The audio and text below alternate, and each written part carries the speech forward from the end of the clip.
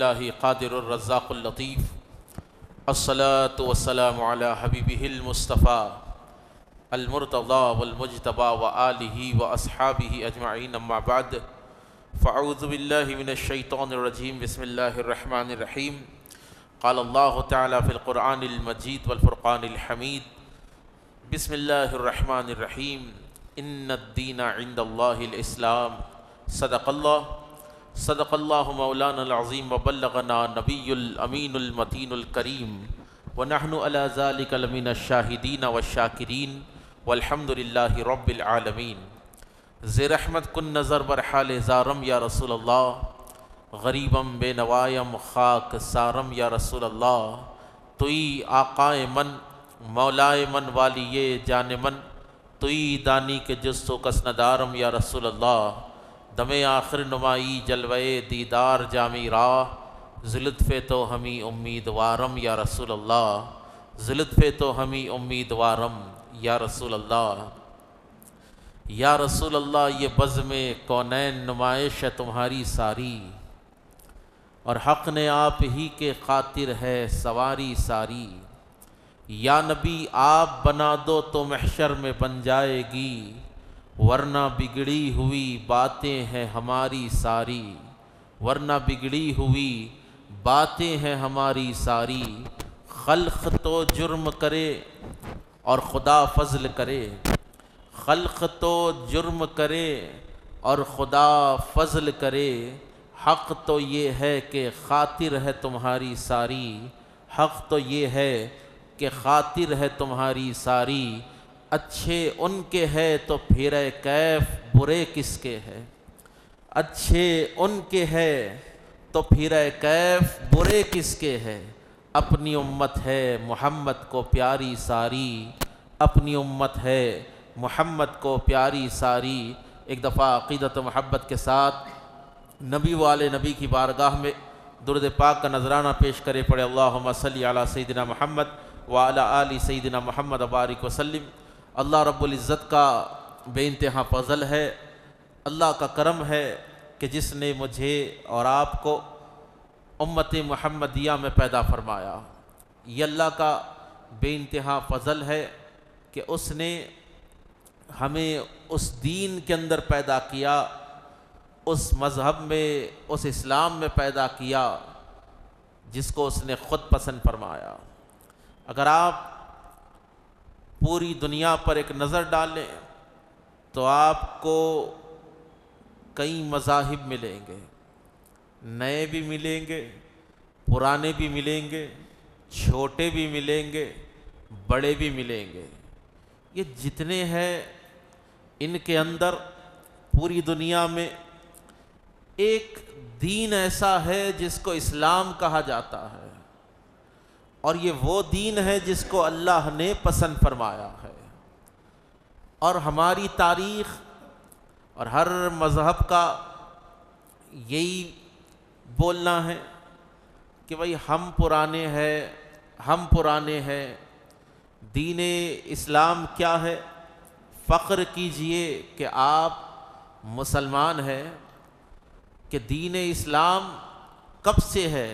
حضرت آدم علیہ السلام دنیا میں تشریف لائے، آپ کا قدم اس زمین پر پڑا، حضرت آدم علیہ السلام اپنے ساتھ دین اسلام کو لے کر آئے۔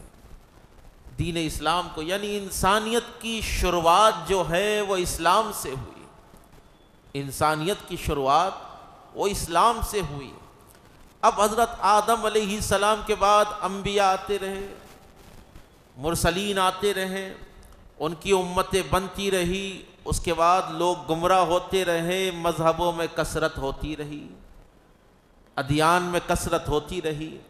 لیکن جو عقیدہ، جو مشن لے کر حضرت آدم صفی اللہ علیہ السلام آئے تھے، وہی مشن کو آگے بڑھانے کے لیے حضرت نوح علیہ السلام آئے تھے، اسی مشن کو آگے بڑھانے کے لیے حضرت ادریس علیہ السلام آئے تھے، اسی مشن کو آگے بڑھانے کے لیے حضرت سیدنا ابراہیم خلیل اللہ علیہ السلام آئے تھے، اسی مشن کو حضرت سیدنا موسیٰ علیہ السلام نے، داؤد علیہ السلام نے، عیسیٰ علیہ السلام نے بڑھایا، اور اسی مشن کو اختتام تک پہنچانے والی ذات میرے اور آپ کے نبی محمد الرسول اللہ صلی اللہ علیہ وآلہ وسلم کی ذات ہے۔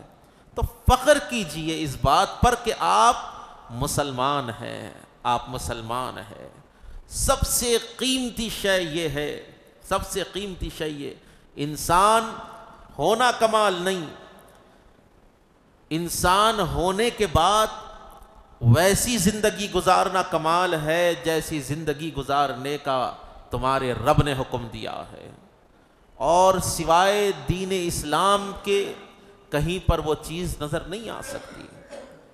کیونکہ آپ دیکھیں جو انسانیت کا درس اسلام نے دیا ہے، جو جانوروں کے حقوق اسلام نے بیان فرمائے ہیں، جو پیڑ پودوں کے تک حقوق اسلام نے بیان فرمائے ہیں، ہمسائے کے حقوق، یا پھر آپ کے رشتہ داروں میں، دوستی میں، یعنی تمام زندگی کا راستہ ایک انسان جھولے سے لے کر قبر تک اپنی تمام زندگی، چاہے وہ 100 سال کی زندگی کیوں نہ گزارے، اس کی زندگی کا ہر گوشہ اسلام اس کو بتا رہا ہے۔ ہر گوشے پر چلنے کے لیے میٹیریل اگر کسی مذہب کے پاس ہے، اور ہر نوپید چیز جو آج پیدا ہو رہی ہے بعد میں پیدا ہوگی، قیامت تک جو چیزوں کی ایجاد ہوگی، اس کے تمام مسائل کا منبع اگر کہیں پر ہے تو قرآن مقدس میں ہے۔ تمام علوم کو سمیٹے ہوئے یہ دین اسلام ہے، یہ دین اسلام ہے۔ اور ایک بات آپ کو میں بتاتا ہوا اپنے حاصل کلام کی طرف جا رہا ہوں، ایک وہ مذہب ہوتا ہے جو لوگوں کا بنایا ہوا ہوتا ہے، اس کے اندر رولز ریگولیشن اس کے مذہب کا بانی بناتا ہے، لیکن جو دین خدا ہے، جو دین اسلام ہے، یہاں پر رولز اور ریگولیشنز اللہ کے بنائے ہوئے ہیں، اللہ کے بنائے ہوئے ہیں۔ اللہ رب العزت نے قرآن میں ہر چیز کو نازل فرما دیا ہے کہ کون سی چیز آپ کے اوپر حلال ہے، کون سی چیز حرام ہے، زندگی کیسے گزارنی ہے۔ اور اللہ رب العزت نے جو چیزیں بعد میں آنے والی ہے اس کے لیے فرمایا کہ ما ینطق عن الہوی ان ہوا الا وحی یوحی، کہا کہ اے لوگو، اگر اس قرآن کے نازل ہونے کے بعد بھی تمہیں کچھ مسائل پیش آ رہے ہیں، کوئی چیز کا تمہیں علم حاصل نہیں ہوتا، تو میرے حبیب کا کہا، میرے حبیب کا فرمان بھی میرا ہی فرمان ہے، کیونکہ زبان مصطفیٰ کی ہوتی ہے، کلام خدا کا ہوتا ہے۔ تو اتنا مستند، اتنا معتبر، اتنا قدیم دین اللہ رب العزت نے تم کو دیا ہے، جو نظریہ اسلام بتا رہا ہے۔ اسلام کا نظریہ کیا بتا رہا ہے؟ انسانیت کی تعلیم دی جا رہی ہے۔ اسلام کا نظریہ آپ دیکھیں، چھوٹے بڑے کا حقوق، آقا و غلام کا حق اسلام بتا رہا ہے۔ اسلام کی تعلیم کیا ہے؟ انسانیت کی تعلیم ہے، انسانیت کی تعلیم اسلام دے رہا ہے۔ اسلام آپ کو جو ہے نشاور چیزوں سے روک رہا ہے، اسلام آپ کو سودخوری سے روک رہا ہے، اسلام آپ کو قتل و غارت گری سے روک رہا ہے، اسلام آپ کو بد زبانی بد کلامی سے روک رہا ہے، اسلام آپ کو جو ہے ایک ایسا انسان بنا رہا ہے کہ جس سے کسی کو نقصان نہ ہو۔ اب یہ نظریے کے خلاف وہی لوگ آئیں گے جن کے پاس ایسا نظریہ نہ ہو۔ آج انٹرنیشنل لیول کے اوپر آپ دیکھیں، پوری دنیا کے اوپر آپ، دنیا کی پوری سیاست کے اوپر آپ نظر ڈالیں، کیا ہو رہا ہے؟ کیا ہو رہا ہے؟ اسلام سے جو ہے بغاوتیں کی جا رہی ہیں، اسلام کو غلط ثابت کرنے کی کوشش کی جا رہی ہے، کہیں پر مسلمانوں پر ظلم و ستم کیے جا رہے ہیں۔ مقصد کیا ہے؟ بولے ان کا نظریہ مسلط کرنا ہے۔ خدا کی عزت کی قسم ہے، تم سر پٹک لو، تم چاہے جتنے بھی مظالم ڈھالو، وہ ہو کر رہے گا جو اللہ نے چاہا۔ اللہ نے کیا چاہا؟ ان الدین عند اللہ الاسلام، تمہارے پاس جیٹس ہوں گے، تمہارے پاس بڑے بڑے طیارے ہوں گے جو انسانوں کی بستیوں کو تباہ و تاراج کرتے ہیں، تمہارے پاس توپیں ہیں، تمہارے پاس جو ہے ہتھیار ہے، تم آج ان گولیوں کے، ان بارود کے ذریعے انسانوں کی بستیوں کو اجاڑ رہے ہو اور یہ سمجھ رہے ہو کہ ہم غالب ہو جائیں گے، دنیا پر ہمارا سکہ چلے گا، ہمارا نظریہ قوم کے لوگوں کے ذہنوں میں ہم ڈال دیں گے، لیکن یہ ہونے والی بات نہیں ہے، کیونکہ اللہ رب العزت نے میرے نبی کو، ہم مسلمانوں کے نبی کو خاتم النبیین بنا کر بھیجا ہے۔ انشاءاللہ تعالی آج بھی رسول کے جھنڈے لہرا رہے ہیں، قیامت تک مصطفیٰ کے جھنڈے لہراتے رہیں گے، قیامت تک دین کے جھنڈے لہراتے رہیں گے۔ تم ختم ہو جاؤ گے، تمہارے بارود ختم ہو جائیں گے، لیکن یہ جو زبان لا الہ الا اللہ محمد الرسول اللہ بول رہی ہے، ان زبانوں کو تم ختم نہیں کر سکتے، مسلمانوں کے حوصلوں کو تم ختم نہیں کر سکتے، کیونکہ یہ حوصلہ، یہ ہمارا پیدا کردہ حوصلہ نہیں ہے، یہ اللہ کا دیا ہوا حوصلہ ہے۔ مسلمانوں کے اندر جو جذبہ ہے اسلام کے لیے، کیا ہے یہ جذبہ اللہ کی عطا ہے، یہ جذبہ اللہ کی عطا ہے۔ اور ایک چیز میں بتاتا ہوا اپنے حاصل کلام کی طرف آ رہا ہوں، اسلام نے کیا تعلیم دی ہے، انسانیت کی تعلیم۔ اللہ کے نبی علیہ الصلوۃ والسلام کے پاس ایک شخص آیا، کہنے لگا یا رسول اللہ، فلاں عورت نے بلی کو بند کر دیا، ایک کمرے میں بند کر دیا، اور بلی بھوک و پیاس سے مر گئی۔ حضور علیہ الصلوۃ والسلام نے ارشاد فرمایا، اس بلی کی موت کی وجہ سے، اس بلی کی تکلیف کی وجہ سے اس کو بند کرنے والی جہنم میں جائے گی، جہنم میں جائے گی۔ اور ایک روایت میں آتا ہے کہ ایک فاحشہ عورت گزر رہی تھی، دیکھا کہ ایک کتا جو پیاس سے تڑپ رہا ہے، قریب میں کنواں ہے، پانی نیچے ہے، تو اس عورت نے اپنی جوتی نکالی، اس سے پانی لیا اور اس کتے کو پلا دیا، فرمایا کہ وہ جنت میں جائے گی۔ تو بتائیے یہ جو حسن ہے، یہ کسی اور دین میں آپ کو نظر نہیں آئے گا، یہ دین اسلام کے اندر ہے۔ اور آقا پاک علیہ الصلوۃ والسلام کے دور مبارک کو آپ دیکھیں، حضور نبی کریم صلی اللہ علیہ وآلہ وسلم نے جب اعلان نبوت کیا، جو قوم آپ کے قصیدے پڑھا کرتی تھی، مشرکین مکہ، قریش مکہ، وہ قوم آپ کی باغی ہو گئی، آپ کے خلاف ہو گئی، آپ کی ہجو کرنے لگی، اشعار میں نبی کریم علیہ السلام کی بے ادبیاں کی جاتی، سرکار دو عالم علیہ الصلوۃ والسلام پر تانا زنی کی جاتی، بہتان لگائے جاتے آقا پاک علیہ الصلوۃ والسلام پر۔ مسلمان مختصر تھے، جو اسلام لاتا اس پر ظلم و ستم کیا جاتا، اس کا سوشل بائیکاٹ کیا جاتا۔ آپ تاریخ اسلام کا وہ گوشہ اٹھا کر دیکھیں جس کو شعب ابی طالب کہا جاتا ہے۔ 3 سال تک میرے نبی نے اور چند مٹھی بھر مسلمانوں نے شعب ابی طالب کی گھاٹی میں پتے کھا کر اپنی زندگی کو بسر کیا ہے۔ کیوں؟ مسلمانوں پر ظلم ہونا یہ نئی بات نہیں ہے، پہلے سے اس دین کے اوپر ظلم ہو رہا ہے۔ اسلام یہ مٹنے والی شے نہیں ہے، اس کو آپ جتنا مٹانا چاہو گے اللہ تعالیٰ اس میں اتنی برکت عطا فرما دے گا۔ فرانس کے حالات دیکھیں، امریکہ کے حالات دیکھیں، یہ 20 سالوں میں کتنے تندانے ان ملکوں نے نہیں کیے۔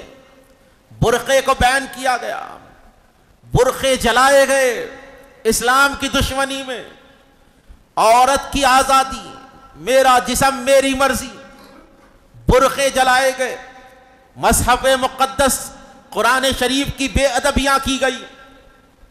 اسلام کو جو ہے پروپیگنڈے کے ذریعے، ایک باطل ایجنڈے کے ذریعے اسلام کو جو ہے، اسلام پر انگلیاں اٹھائی گئی، دہشت گردی کا لیبل لگانے کی ناکام کوشش کی گئی۔ ہوا کیا؟ جن ملکوں نے اسلام کو مٹانا چاہا، آج اگر آپ دیکھیں تو ان ممالک میں کثرت سے اگر کوئی مذہب پھیل رہا ہے تو وہ دین اسلام ہے۔ تو اسلام جو ہے یہ اللہ کی عطا ہے، اور آج حالات جو ہے مسلمانوں کے ساتھ بھی، آج حالات جو ہے ہندوستان کے بھی اسی ڈگر پر گزر رہے ہیں، اسی ڈگر پر گزر رہے ہیں۔ مسلمانوں سے نفرت، ایک منافرت کا عالم پیدا کیا جا رہا ہے۔ کرسیوں کو بچانے کے لیے، حکومتوں کو بچانے کے لیے مذہب کا سہارا لیا جا رہا ہے۔ سب سے بدترین حکومت وہ ہے جس کے پائے مذہبی انتشار پہ ٹکے ہوئے ہو۔ بہترین حاکم وہ ہے جس کا مذہب انسانیت ہو، جو انسانیت کو پامال کرے، جو انسانیت کو رسوا کرے، جو انسانوں کی جان لے کر اپنے تخت کو بچائے۔ یاد رکھے وہ تخت نہیں، ابلیس کی جو ہے آرام گاہ ہے۔ ان چیزوں سے جو ہے آج مسلمانوں کو آنکھیں کھولنے کی ضرورت ہے، کیونکہ جو مظالم آج ہمارے اوپر ہو رہے ہیں یہ اسی لیے ہو رہے ہیں کہ ہم مسلمان ہیں۔ ہمیں ایسا کردار بنانا ہے، ہمیں ایسا ٹریک اپنانا ہے کہ جو ٹریک مکے کی سرزمین پر نبی کریم صلی اللہ علیہ وآلہ وسلم نے نبھایا تھا۔ ہمیں اس راہ پر چلنا ہے کہ سرکار دو عالم علیہ الصلوۃ والسلام نے اور صحابہ کرام نے جب آپ پر ظلم کیے جاتے تو جو صبر کا مادہ تھا اس کے اوپر آپ کو چلنا ہے، صبر کو نہیں توڑنا ہے، صبر کرتے رہے، صبر کرتے رہے۔ ہر ظالم ختم ہونے والا ہے۔ فرعون نے، نمرود نے، شداد نے، یزید نے کیا چاہا؟ اسلام کو مٹانا چاہا۔ فرعون بادشاہ تھا، نمرود بادشاہ تھا، شداد بادشاہ تھا، یزید بادشاہ تھا۔ اپنے ہتھیار کے ذریعے، اپنے فوج کے ذریعے مومنین پر، مسلمانوں کے اوپر ظلم ڈھائے، لیکن اللہ کی حکمت یہ تھی کہ فرعون کو تباہ کرنا چاہا تو اس نے موسیٰ کو پیدا فرما دیا۔ نمرود کے غرور کو توڑنا چاہا، اللہ رب العزت نے ابراہیم خلیل اللہ کو پیدا فرما دیا۔ ابو جہل کے غرور کو توڑنا تھا، ابلیس کے غرور کو توڑنا تھا، اللہ رب العزت نے محمد عربی علیہ السلام کو پیدا فرما دیا۔ یزیدیت کے غرور کو، اس کے تخت و تاج کو پیروں میں کچیلنا تھا، اللہ رب العزت نے حسین ابن علی علیہ السلام کو پیدا فرما دیا۔ تو عرض کرنے کا مقصد یہ ہے، اللہ رب العزت نے اس آخری دور کے لیے بھی مسلمانوں کی ہمت کے لیے میرے آقا پاک علیہ السلام نے ارشاد فرمایا کہ قیامت جب تک واقع نہیں ہوگی جب تک کہ میری نسل میں مہدی پیدا نہ ہو جائے گا۔ امام مہدی علیہ السلام، حضور نے ارشاد فرمایا کہ مہدی مولا علی کی اولاد سے ہوگا، فاطمی ہوگا، حسنی ہوگا، حسینی ہوگا، یعنی حضور کی نسل میں امام مہدی آئیں گے۔ حلیہ حضور کی طرح ہوگا، چہرہ سرکار کی طرح ہوگا، انداز سرکار کی طرح ہوگا۔ اللہ کے نبی ارشاد فرماتے ہیں امام مہدی کا جب دور ہوگا تو زمین اپنے خزانوں کو اگل دے گی، زمین سونا اگل دے گی، اور امن جو ہے زمین کے خطے پر بھر جائے گا۔ جتنا ظلم ہوتا تھا ظلم ختم ہو جائے گا۔ خدا کی عزت کی قسم ہے، اللہ رب العزت نے اس دین کو ایسے ہی بیگانہ وار نہیں چھوڑ دیا، بلکہ اس دین کے انتظام کے لیے نبی کو بھی رکھا ہے، نبی کی آل کو بھی رکھا ہے۔ بات حاصل کلام آپ کی طرف میں کرنا چاہتا ہوں، جو حضرات سن رہے ہیں درود شریف کا نذرانہ پیش کریں، ذرا زور سے درود شریف پڑھیں۔ اللہم صلی علی سیدنا محمد وعلی آل سیدنا محمد وبارک وسلم۔ آپ دیکھیں حالیہ ریسنٹلی جو واقعات ہندوستان میں رونما ہو رہے ہیں، یہ کچھ سالوں میں ہماری مسجدوں کو، ہمارے مدرسوں کو، ہماری درگاہوں کو ٹارگٹ کیا جا رہا ہے، مسلمانوں کو ٹارگٹ کیا جا رہا ہے، کئی نوجوانوں کو شہید کیا جا رہا ہے۔ ہم ان نوجوانوں کے، ان لوگوں کے خاندانوں کے ساتھ جو ہے ہم ان کے لیے پرسہ پیش کرتے ہیں، ہم ان کے غم میں شریک ہیں جنہوں نے اس دین کے لیے اپنی زندگی کو گزارا ہے، اس دین کے لیے اپنی زندگی کو قربان کیا ہے. اور ایک چیز آپ کو بتاؤں، مسلمانوں کو ٹارگٹ کیا جا رہا ہے، مسلمانوں کو. یعنی جو لوگ آپ کو ٹارگٹ کر رہے ہیں ان کا مقصد آپ کا کوئی فرقہ نہیں ہے. یہ جتنے لوگ ہیں جو اسلام اور مسلمانوں کی دشمنی میں اپنے دن و رات گزار رہے ہیں، ان کا مقصد کوئی وہابی نہیں ہے، کوئی اہل حدیث نہیں ہے، کوئی شیعہ نہیں ہے، ان کا مقصد کوئی فرقہ نہیں ہے. ان کا مقصد ہر وہ آدمی ہے جو لا الہ الا اللہ محمد رسول اللہ پڑھتا ہے. مسلمان آپ ہے تو آپ پر ظلم کیا جا رہا ہے. آپ کا فرقہ دیکھ کر آپ کو گولی نہیں ماری جا رہی ہے، آپ کے سر پر ٹوپی دیکھ کر، آپ کے چہرے پر داڑھی دیکھ کر، آپ کا نام دیکھ کر آپ پر ظلم کیا جا رہا ہے.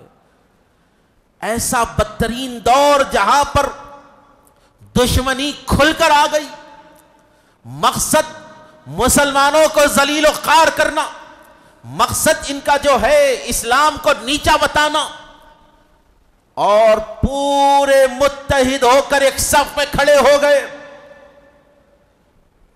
خطے خطے پر مسلمانوں پر ظلم کیا جا رہا ہے. وقفے وقفے سے جو ہے سرکار دو عالم علیہ الصلوۃ والسلام کی شان میں بے ادبیاں کی جا رہی ہے. ام المومنین بی بی عائشہ صدیقہ رضی اللہ تعالیٰ عنہا کی شان میں بے ادبی کی جا رہی ہے، صحابہ کی شان میں بے ادبی کی جا رہی ہے، اولیاء امت کی شان میں بے ادبی کی جا رہی ہے. اسلام کے تمدن پر انگلیاں اٹھائی جا رہی ہے، مسلمانوں کی تہذیب پر انگلیاں اٹھائی جا رہی ہے. لیکن ایسے برے حالات میں مسلمان متحد نہیں ہو رہے ہیں، سٹیجوں کو باکسنگ کٹ بنا کر لڑ رہے ہیں.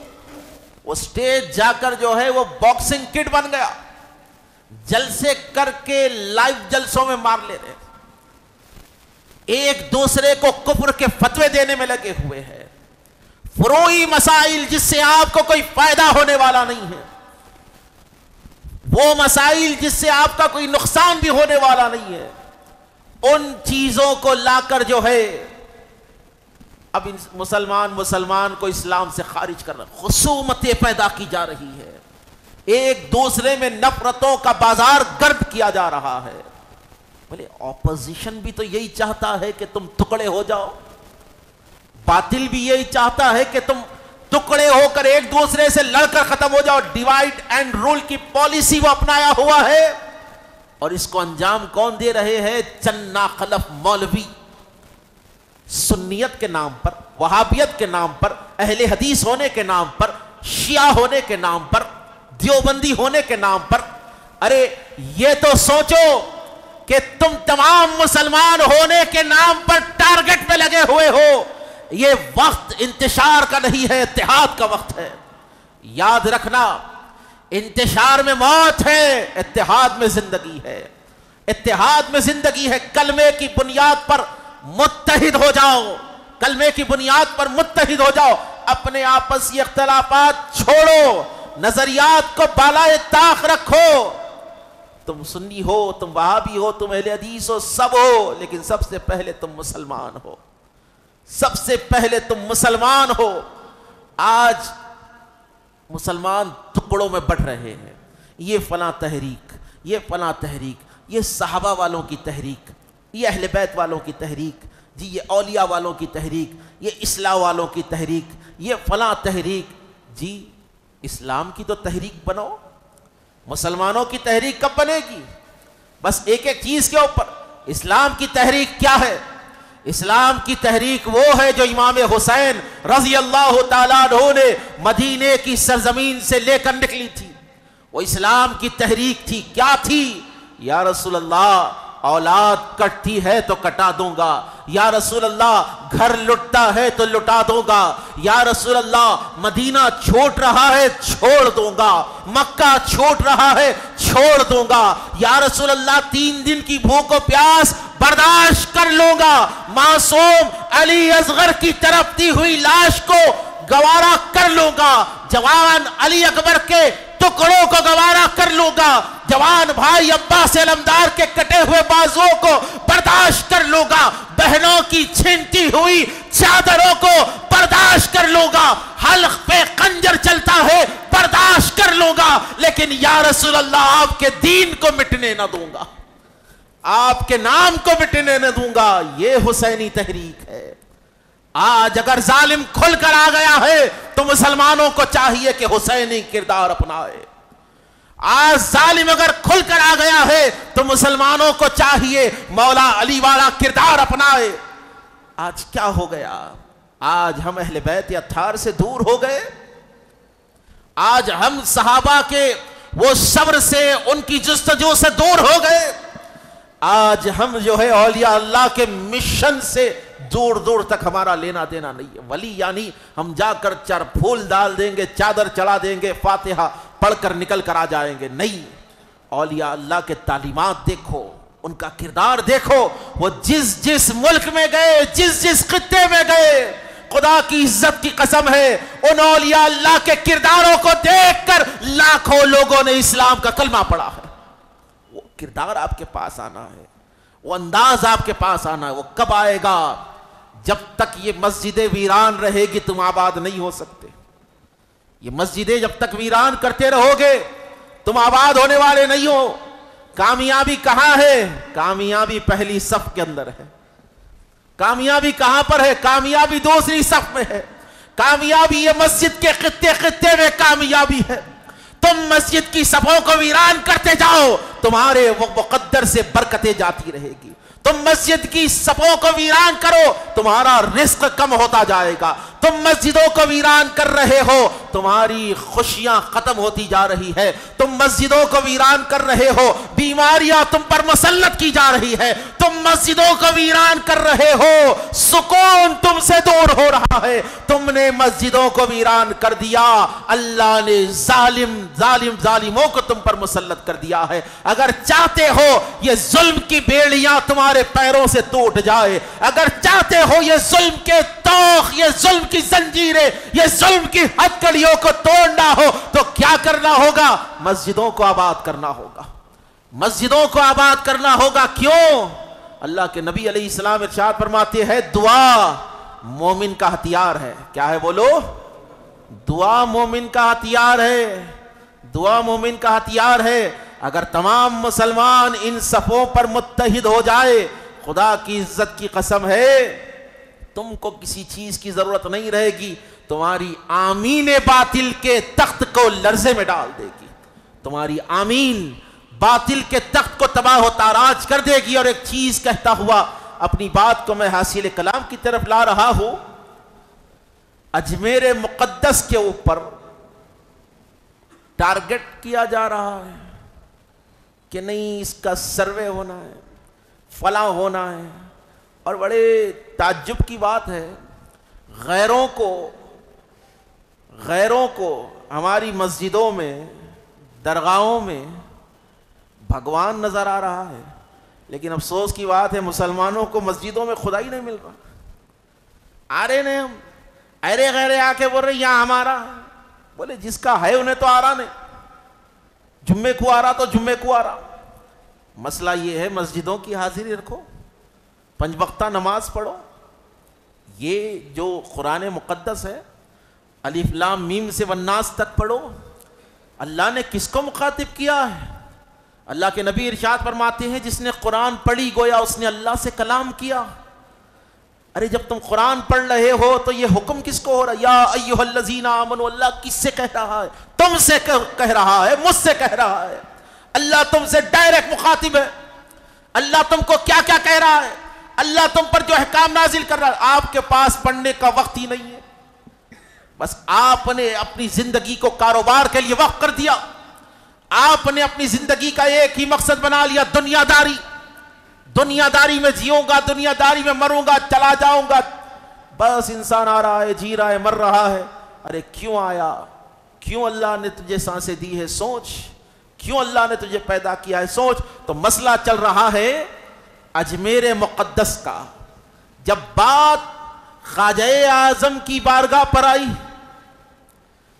باطل نے کھل کر اجمیر مقدس پر نشانہ سادھا تو چند اپنے مسلمان، جس کو مسلمان کہنے مجھے شرم آ رہی ہے، جی غیر سنی حضرات خوشی میں لگے ہوئے ہیں. دیکھو اب درگاہ کے اوپر بات آئی. ارے عقل کے اندھے، تو جس نبی کا کلمہ پڑھ رہا ہے اسی نبی کے پیغام کو ہندوستان کے کونے کونے تک عام کرنے والی ذات کو غریب نواز کہتے ہیں. آج تو جن کی بارگاہ کے اوپر ٹارگٹ ہونے کی وجہ سے آج جو خوش ہو رہا ہے، دیکھو اب سنیاں کیا کریں گے، اب خواجہ کیا کریں گے. خدا کی عزت کی قسم ہے، جو خواجہ کروڑوں کو جہنم سے بچا سکتا ہے وہ خود کی مزار کو ہی بچا سکتا. یہ اولیاء اللہ کی جو ہے قوت ہے، اللہ نے انہیں وہ طاقت عطا فرمائی ہے. تو میں بتانا چاہتا ہوں کہ خوشی مت مناؤ کہ اجمیر کے ساتھ یہ ہو رہا ہے، فلاں درگاہ کے ساتھ یہ ہو رہا ہے. ارے عقل کے اندھو یہ سوچو، اجمیر صرف سنیوں کا مرکز نہیں ہے، اجمیر مسلمانوں کا مرکز ہے. اجمیر کے اوپر انگلی اٹھانا یہ صرف سنیوں کے اوپر انگلی اٹھانا نہیں ہے بلکہ پورے اسلام پر انگلی اٹھانا ہے. اجمیر پر انگلی اٹھی ہے تو پورے اسلام پر انگلی اٹھی ہے. اور تھوڑا تو شرم کر لیتے، تھوڑی حیا کر لیتے کہ اگر سرکار غریب نواز اس دھرتی کے اوپر نہیں آتے، ہندوستان نہیں آتے، تو آج تم جو بڑی بڑی داڑیاں ناف تک رکھ کر پھر رہے ہو، تمہاری داڑیاں نہیں تمہارے ہاتھوں میں گھنٹے ہوتے. جی تم کسی بت کے سامنے ماتھا رگڑتے نظر آتے. اگر میرا خواجہ ہندوستان نہ آتا تو ہندوستان کا ہر وہ آدمی، ہندوستان کا ہر وہ مسلمان جو خود کو مسلمان کہتا ہے، 900 برس سے لے کر آج تک جتنے پیدا ہوئے اور بعد میں ہی پیدا ہوں گے، جتنے ہندوستانی ہیں، ہر ہندوستانی کے اوپر اگر رسول اللہ کے بعد کسی کا بڑا احسان ہے تو وہ غریب نواز کا احسان ہے. کس لیے؟ پیغام دین، پیغام اسلام میرے خواجہ نے تم کو پیش کیا ہے، خواجہ اعظم نے تم کو پیش کیا ہے. تو عرض کرنے کا مقصد یہی ہے کہ دیکھو انتشار کا دور نہیں ہے، اتحاد میں آ جاؤ، متحد ہو جاؤ. تمہارا اتحاد توڑنے کی ان کی سازش ہو رہی ہے. ان کی سازشوں کو اگر ناکام کرنا چاہتے ہو تو تم متحد ہو جاؤ، کلمے کی بنیاد پر متحد ہو جاؤ، مسجدوں کو آباد کرو، مسجدوں کو آباد کرو. اور ایک چھوٹی سی بات میں آپ کی گوش گزار کرتا ہوا اپنی بات کو سمیٹ رہا ہوں. ماشاءاللہ دیکھے میں کئی مساجد دیکھا، میں دیکھا کیا سنا بھی دیکھا بھی. جو مسجد کے صدر حضرات ہوتے ہیں نا، ان کا ایک ہی کام رہتا، بس میں صدر ہوں، ایم صدر. لیکن یہ مسجد قطب شاہی جو ہے ماشاءاللہ ایک بہترین کمیٹی ہے، ایک بہترین صدر ہے، ایک دینداری کا ماحول ہے. پچھلا جمعہ صدر صاحب نے مجھے بلا کر کہا کہ شاہ صاحب تھوڑا سا آپ کو کچھ بولنا ہے. بولیے کیا ہے؟ بولے آنے والا جمعہ جو ہے طہارت کے کچھ مسائل بیان کر دیجئے، غسل کے مسئلے، کیونکہ نوجوان بچے آ کر بیٹھ رہے ہیں. میں ان کے جذبے کو سلام کر رہا ہوں، میں ان کے جذبے کو سلام کر رہا ہوں. 5 سال سے تقریباً میں یہاں پر تقریر کر رہا ہوں، اللہ اس کا حبیب گواہ ہے، کبھی ان لوگوں نے اپنی منوانے کے لیے مجھے نہیں کہا ہے. جبھی بھی کہا ہے تو قوم کے لیے کہا ہے. یہ لوگ خود نہیں بیٹھے، اللہ تعالیٰ نے ان کو منتخب کیا ہے، اللہ رب العزت کا کرم ہے ان کے اوپر. تو بس میں غسل کے چند مسائل، غسل کا طریقہ آپ کے سامنے مختصر سا پیش کر دوں گا. جس کو آتا انہوں یہی سوچ رہے ہوں گے کیا بھائی یہ نرسری سے لا رہے ہیں ہم کو. بھائی آپ نرسری سے نہیں، آپ ماشاءاللہ ڈگری میں ہیں، آپ ماسٹرز کرے ہوئے ہیں، لیکن مجھ جیسے کئی حضرات ایسے ہوں گے پیچھے بیٹھے ہوئے بچے، ان کو نہیں معلوم ہوگا. تو آپ جس کو آتا ہے وہ میرا امتحان لے لے، جس کو نہیں آتا وہ لوگ غنیمت سمجھے، نعمت سمجھ کر علم حاصل کر لے. تو مسئلہ یہ ہے کہ غسل کے 3 فرض ہیں. کتنے ہیں؟ غسل کہتے ہیں اسلام کے اندر، اصطلاح اسلام میں، اصطلاح شریعت میں غسل بولتے دھونے کو، پاک کرنے کو، نہانے کو، جی پاک ہونے کو غسل. اصطلاح شریعت میں غسل اسے کہتے ہیں کہ کسی چیز کو پاک کرنا، جسم کو پاک کرنا، غسل۔ غسل جب ٹوٹتا احتلام کے ذریعے ٹوٹ جاتا۔ شادی شدہ لوگ ہیں جی، غسل ٹوٹتا بیوی کے قریب جانے سے۔ الغرض جب غسل ٹوٹتا، اب چند لوگوں کا یہ بھی ایک خیال رہتا کہ کچڑ اچھل گیا۔ اکثر میں جب مسجد کو جاتے رہتا ہوں، کوئی آدمی دکھ گیا، چلو بھائی نماز کو چلو بول کے بولتا ہوں، تو اکثر نوجوان بچے میرے کو بولتے ہیں کہ شاہ صاحب وہ طہارت نہیں ہے میرے کو۔ اور ان لوگوں کو بولنے میں تھوڑی حیا تک نہیں آتی، بولے طہارت نہیں ہے میرے کو، اس کو معلوم ہی نہیں طہارت کیا ہے، بس طہارت نہیں۔ بولے کیسا ٹوٹی بھائی؟ پوچھ لیتا کبھی کبھی، کیسا ٹوٹی طہارت؟ بولے کچڑ اچھل گیا تھا۔ بولے کچڑ اچھلنے سے، گندگی اچھلنے سے پیر پہ آپ کے کپڑوں پہ طہارت نہیں ٹوٹتی، کپڑا ناپاک ہوئیں گا، کپڑے کو دھو لو آپ۔ تو مسئلہ یہ ہے کہ احتلام ہو گیا یا بیوی کے قریب گئے تو غسل ٹوٹ جاتا۔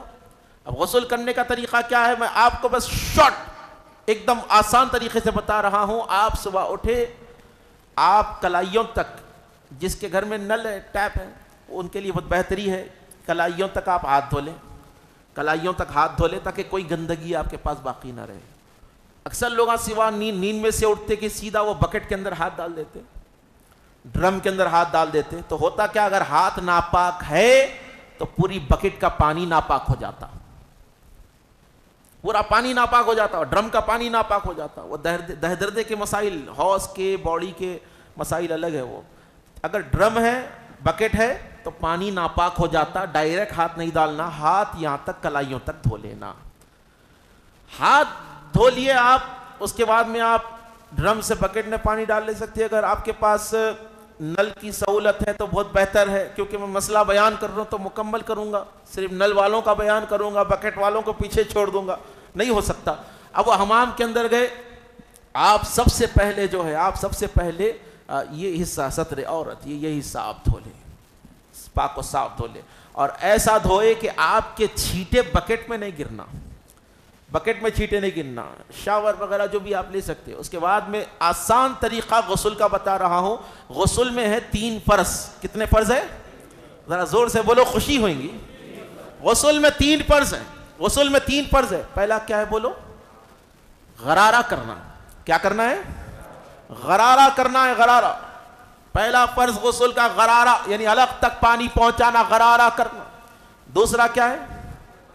ناک میں پانی چڑھانا، ناک میں یہ نرم ہڈی تک پانی چڑھانا۔ تیسرا، سر سے لے کر پیر کے ناخن تک پانی بہانا۔ بہانا مینس شاور کے نیچے ٹھہر نہیں جانا، رائٹ لیفٹ، سر سے پیروں تک لگڑنا، پورے جسم کو۔ صابن لگائیے، بہت بہتر ہے، صابن لگا کے ایک بال بھی اگر سوکھا رہ گیا تو غسل نہیں ہوتا، یاد رکھ لیا آپ، ایک بال بھی سوکھا رہ گیا غسل نہیں ہوتا۔ رائٹ سے شروع کریے، پھر لیفٹ، پھر سر سے لے کر پیروں تک۔ مسئلہ یہ ہے کہ آسان طریقہ یہ ہے کہ آپ جب غسل خانے میں گئے، حمام میں گئے، سب سے پہلے اپنے ہاتھوں کو دھو لیجئے، وضو کر لیجئے، پیروں کو چھوڑ کر وضو کر لیجئے۔ وضو کے اندر آپ کے 2 فرض ادا ہو جائیں گے، غرارے کی بھی، ناک میں پانی کا بھی، اور پانی جو آپ ہاتھوں پہ لیں گے، سر کا مسح کریں گے۔ مسئلہ یہ ہے تقریباً پانی آپ کے جسم پہ پہنچ جائیں گا۔ اس کے بعد رائٹ سے شروع کریں آپ، پھر لیفٹ، پھر سر، یا پھر سر سے شروع کریں، رائٹ اور لیفٹ، اور پانی پورا جو آپ ایسے نہانا ہے کہ آپ کو اطمینان ہو جانا کہ میں پاک ہو گیا۔ جب آپ باہر نکلنا، اس کے بعد آپ کو وضو کی ضرورت نہیں رہتی، بغیر وضو کے آپ نماز پڑھ سکتے۔ اکثر لوگ جمعے کا غسل کر کے پھر مسجد کا پانی خراب کرتے ہیں یہاں پہ آ کے۔ بولے اگر آپ گھر میں غسل کر لیے تو سیدھا مسجد کو آئیے، بیٹھ جائیے۔ یہ تھا غسل کا مختصر طریقہ۔ اگر پھر بھی کچھ تشنگی باقی رہ گئی تو سوال کر لے سکتے، پھر جمعہ بھی لے سکتے۔ یاد رکھیں غسل میں کتنے فرض ہے؟ غسل میں 3 فرض ہے۔ سب سے پہلا غرارہ کرنا، 3 بار غرارہ کر لو، پھر ناک میں پانی چڑھانا، پھر تیسرا فرض سر کے بال سے لے کے پیر کے ناخن تک آپ کو نہانا ہے، جسم ملنا ہے، صابن وغیرہ لگا کے آپ بالکل پاک و صاف رہے۔ اللہ کی بارگاہ میں دعا ہے کہ مولا تعالیٰ مجھے بولنے سے زیادہ اس پر عمل کرنے کی توفیق عطا فرمائے۔ اللہ اس بزم کو آنے جانے سننے سنانے والوں کو حاسدین کی حسد سے محفوظ فرمائے۔ جابری